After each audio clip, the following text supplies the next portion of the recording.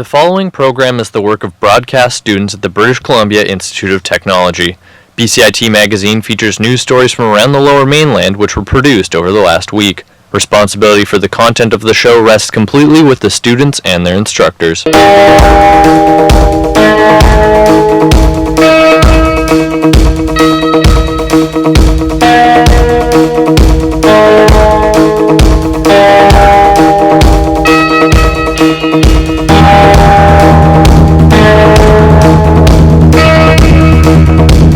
BCIT Magazine, thousands protest a global climate crisis. Raptors are getting poisoned. And BCIT is saving Fraser River salmon.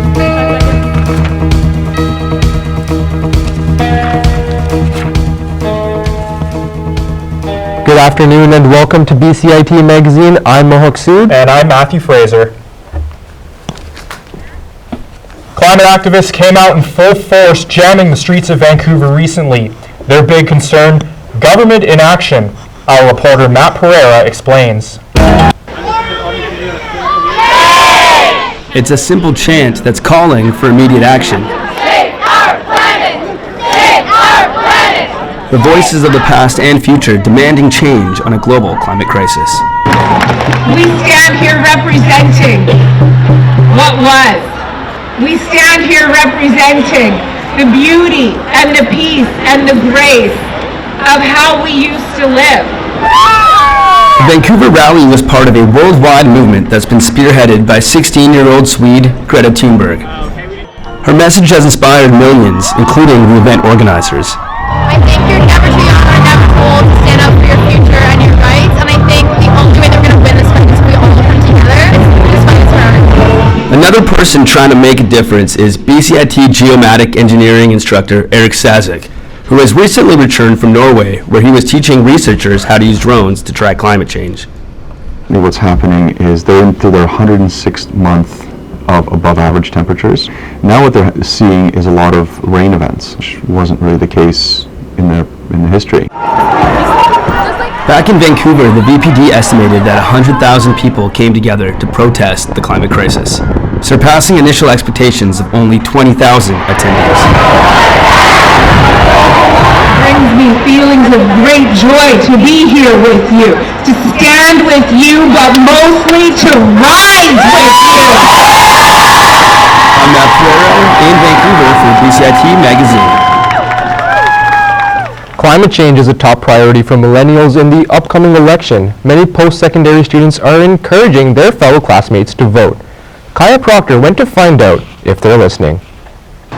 The federal election is in less than a month, and student groups are out in full force to encourage all the youth being asked if they'll be voting to respond with, "Oh, most definitely." My name is Mitchell Lumayo. I am Director of External Relations here. Mitchell says he's seen a drastic change in attitude towards voting from young people since the last federal election. It's great. We kind of see this shift because people are now more informed and more aware of what's going on. Voters between the ages of 18 and 38 are now the largest voting bloc in Canada. Constantly being as a young person, and when you look at it, young people's votes could actually make the difference between who's in power. And the students from BCFS are working hard to encourage more youth to get to the polls. Voting means exercising a right that actually is a privilege. We're very lucky in Canada to have that right to vote. So what issues will influence their vote? Climate change is huge. Just affordability in BC in general. It's crazy expensive to live here. Housing. A lot of students struggle with housing. Yeah, see, those are the three that always gravitate back. And young people are starting to really push to have their voices heard. And it's been really positive for us who do advocacy work because we do see this shift in students or youth wanting to be more involved with the solutions.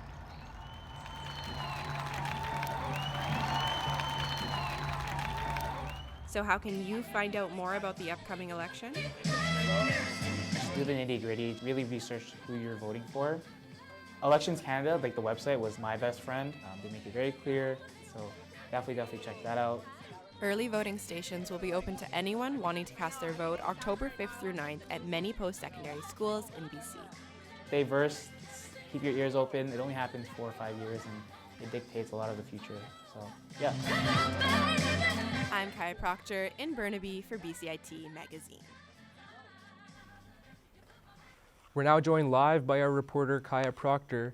So, Kaya, where can students vote if they're at school? So for schools, post-secondary schools will be open to anyone all across BC at many post-secondary schools, including BCIT. And it doesn't matter whether you're a student or whether you're not one, and they will be open to anyone regardless of your riding as well. Okay, Kaya, and when can students vote at these locations? So here at BCIT, it's going to be open the first week of October in the SA building. Other places will have their locations posted on their websites. And of course, official election day is on the 21st, where you will be able to vote at many different locations within your riding. Thanks, Kaya. Coming up after the break, remembering Carson Cremeni. And we celebrate Orange Shirt Day at BCIT. Going live in 3, 2, 1.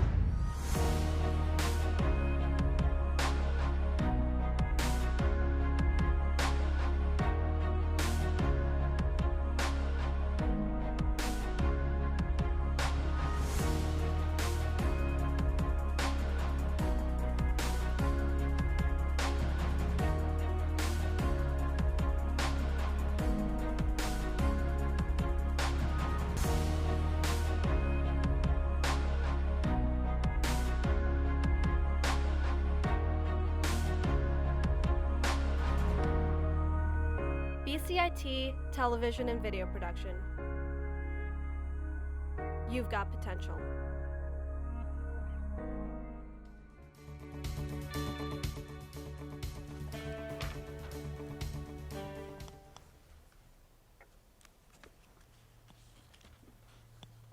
Welcome back to the show. Close to 4,000 people have signed a petition to rename Walnut Grove Skate Park. It is all to remember a young teen who died there in August. Maria Vinca has the story. You know, he really wanted to make friends, be friends. Daryl Cremeni continues to mourn after his 14-year-old grandson Carson died from what is believed to be a drug overdose at the Walnut Grove Skate Park. He was a joker. He really was a bit of a joker. He loved to cook. He really wanted to make friends. A petition was created with over 3,700 signatures to change the name of the park in memory of Carson. The skate park is a favorite place to hang out for many of the youth in this community. Friends and family of Carson Cremeni continued to leave flowers here. Carson, after he left the skate park later that night, he was found here by his grandfather. I'm convinced it will help children, families, and the community. I do believe it. I think it's just straight awareness. A local mother who also lost her son to drug overdose a few years ago is supportive of Carson's family, but believes the skate park isn't the right place to honor his memory. It would have made more sense to have a memorial of some sort somewhere where he had good memories and his parents would feel happy. This was one of Preston's favorite places to hang out. His friends and family planted a tree in his memory. Township of Langley Council is aware of this petition and is continuing to explore potentially changing the name of the skate park. What we'll do, it's a sensitive matter, and you know, we do get requests and we have to balance the needs of the community. Daryl Cremeni is hopeful that the park's name will be changed and will stop other tragedies from happening in Walnut Grove. I'm convinced it will help save a kid, a family. Maria Vinca in Langley for BCIT Magazine. Health Minister Adrian Dix says the province will be taking steps to address teen vaping. He thinks vendors should have licenses to sell vaping products. Health Canada is warning people who vape to monitor themselves for symptoms of pulmonary illness. A Delta Wildlife Organization says birds of prey are falling victim to poisoning. The problem is that they're eating rats that have been poisoned from pesticides. Our Nicole Priebe looks into why this is happening and how it can be prevented. The flat fields in Delta are an ideal environment for birds of prey, that is until their main food source puts them in danger. With the start of fall and bad weather coming, rodents are heading indoors and homeowners want them out. A common but harmful tool used for this is rat poison. This doesn't just harm the rats, but also the ones who eat them. Raptors, which are your eagles, owls, and falcons, have all been falling ill and dying from eating rodents who've ingested this toxic substance. Owl Rehab Center in Delta is one of the few places that caters to these sick birds and know why occurrences like this are so common. When a mouse or a rat goes into the box where the poison bait is, there's a misconception that they eat the bait and die in the box, which is untrue. They can take even up to a week to die. Because the rat or mouse is slower, it's much easier prey and it's easier target for them to get. They'd rather take the easy target compared to trying to get something that's healthy and fit and fighting. A bird of prey can't be stopped from hunting, but BC Wildlife Rescue says you can use safer methods of extermination, but more importantly, prevention. The best thing to do to prevent an animal is to stop them from coming into your house in the first point. You want to block them off from coming into your house and then making sure you safely remove those animals. I'm Nicole Priebe in Delta for BCIT Magazine. Our reporter Nicole Priebe joins us now. Nicole, does OWL say the numbers are increasing? Yes, Matt. So OWL says that the number of poison-related deaths in raptors has gone up in the past few years, and this is just due to an overpopulation of rodents, which then, of course, leads to more rat poison being used. And Nicole, are there safer options instead of using poison? Yes, Matt, so luckily there are a lot of other alternatives and they are quite simple. Things such as blocking out food sources and also creating barriers in your house so they can't come in. But always the best thing is prevention. Thanks, Nicole. Next year's Juno Awards are going to have a new award to give out. Organizers say they'll be presenting the first ever Indigenous Artist or Group of the Year. They want to put a bigger spotlight on the accomplishment of First Nations, Inuit, or Métis musicians. This week, people across Canada donned their orange shirts to recognize the impact the residential school system had on Indigenous children. Students and faculty at BCIT came together Monday wearing their orange shirts to show solidarity with the Indigenous community.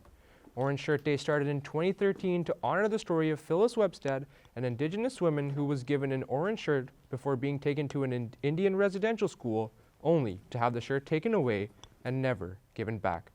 Residential schools started in Canada in the 1870s, with the last one closing in 1996.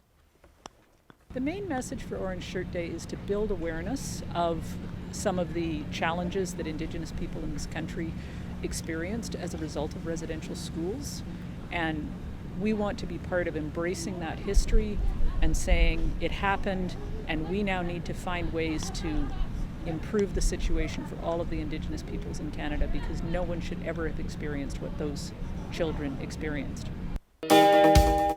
Joining us now to talk about Orange Shirt Day is Tammy Pierce with BCIT's Indigenous Services. Tammy, welcome to the show. Thank you for having me. We have an orange shirt over here that I can show for everyone, and I was wondering, what does Orange Shirt Day mean to you?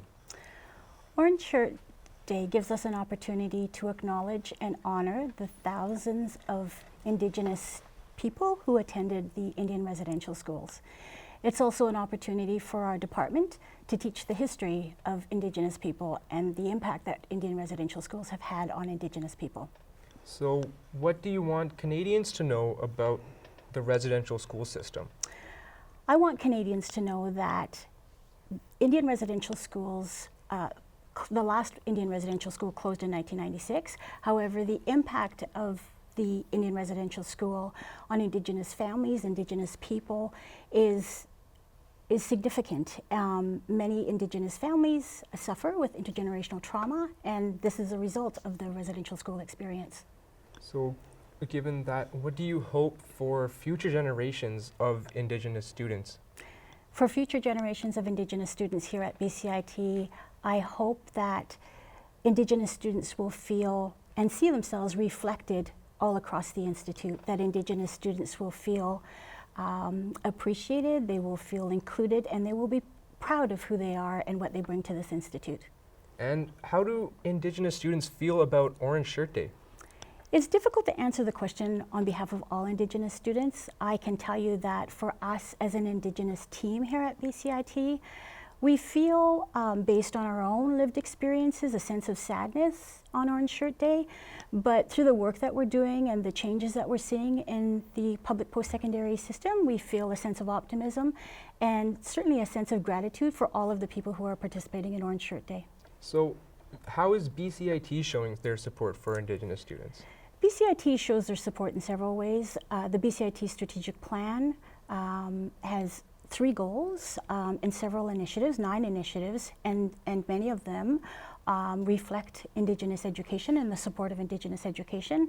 As well, we have an Indigenous vision with 7 priorities that are all specifically related to Indigenous education. Okay. Thank you for joining us today, Tammy. Coming up after the break,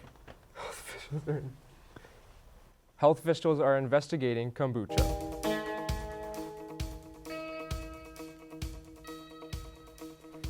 Health officials are investigating kombucha. And the National Rowing Championships are moving.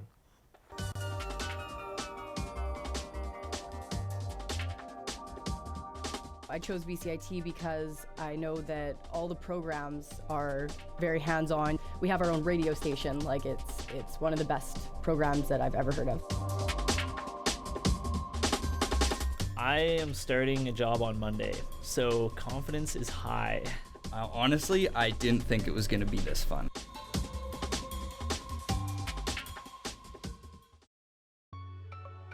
The most rewarding thing for me has been the relationships I developed in the program, both with instructors and classmates. My sense of confidence has never been higher. I mean, this program's offered great opportunities to be in real world, real industry situations, and being in those moments and knowing I can contribute, I can do this. It's exciting to be in this industry and to meet lots of great people and to make amazing friends.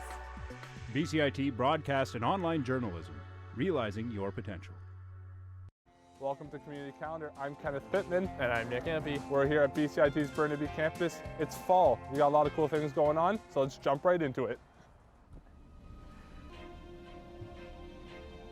Feeling mysterious? Head down to Gastown every night in October to solve a murder mystery.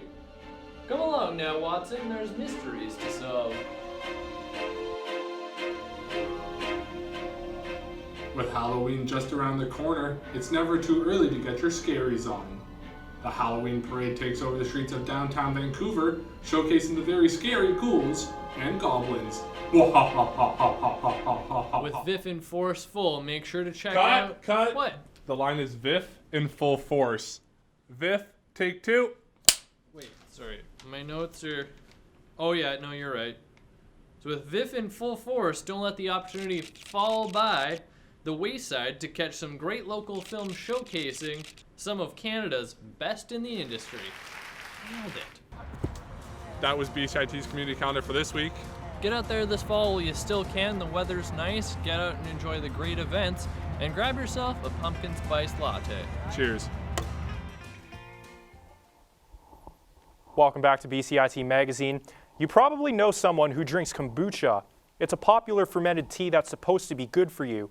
But as my co-anchor Mohawk Sood found out, it might not be as healthy as you think. Kombucha. It might be healthy, it looks gross, and it's selling like hotcakes. Kombucha is actually the fastest growing category in the functional beverage market. It's growing right now at a steady rate of 23% year over year, and that's projected for the next 5 years to continue that way. But is it all good?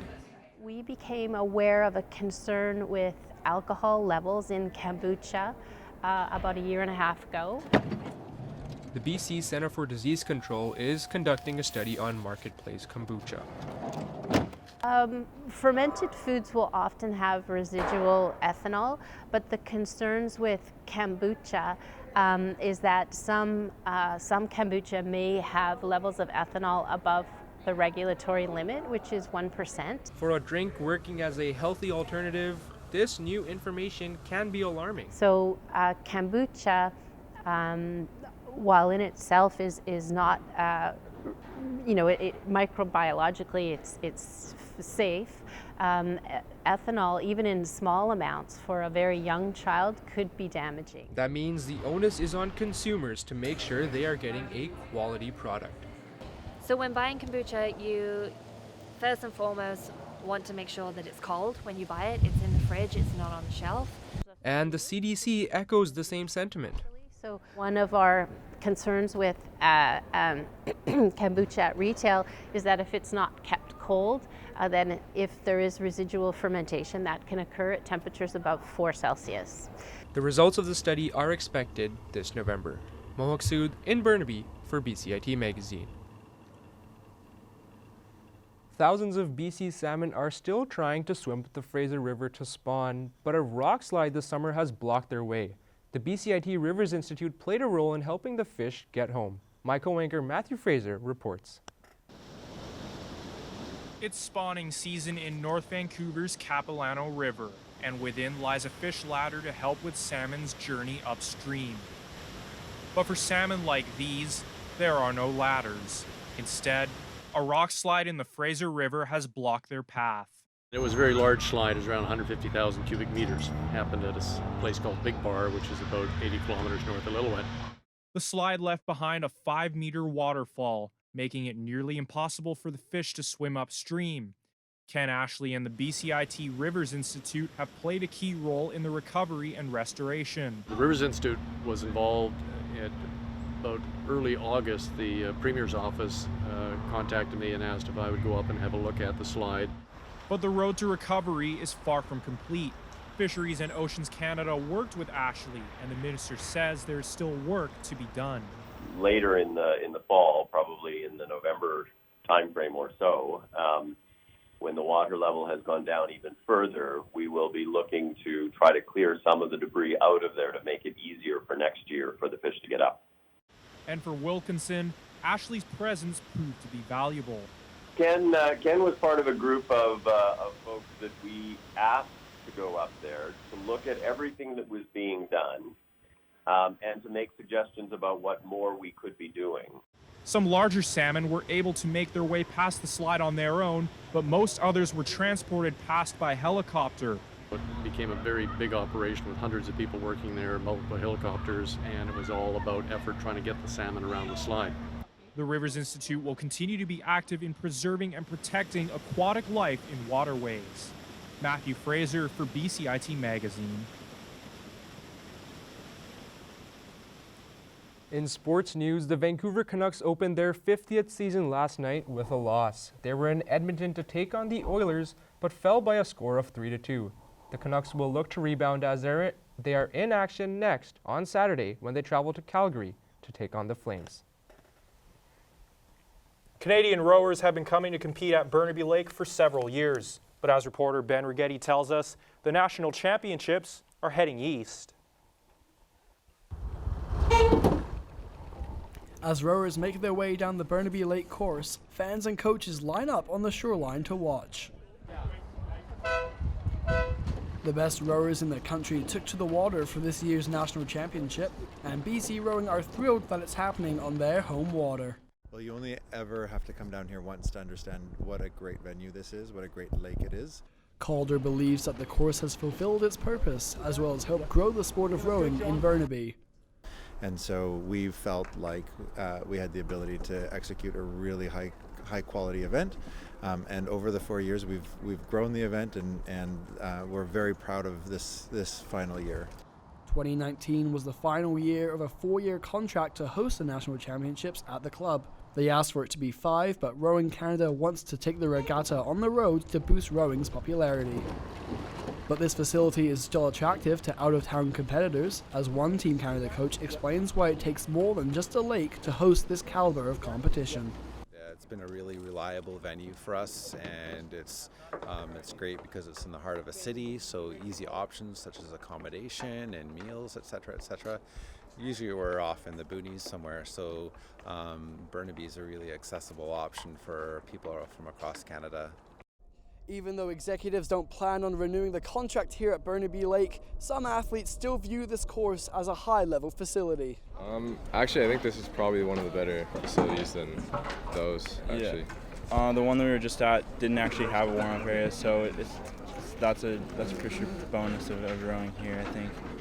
Burnaby Lake Rowing Club hasn't been renovated or worked on since the 1973 Canada Games in Burnaby, and is still popular given the lake's long history with major regattas. What you see here is a legacy of those Canada Games, and we want to bring that legacy forward and make this place really special again. Local rowing fans will have to wait a few years before the national championships come back to Burnaby Lake, a place that has kept athletes satisfied and smiling for the last 4 years. Ben Yergetti for BCIT Magazine at Burnaby Lake. In business news, fashion retailer Forever 21 plans to close all of its stores in Canada after filing for bankruptcy. They employ over 2,000 workers in Canada scattered across Nova Scotia, Manitoba, BC, and Alberta. If you have any questions regarding the show, you can contact us at bcit-broadcast.com or bcitnews.com. That was this week's BCIT Magazine. I'm Mohawk Sood. And I'm Matthew Fraser. Thanks for watching. We now leave you with a look at some local wildlife.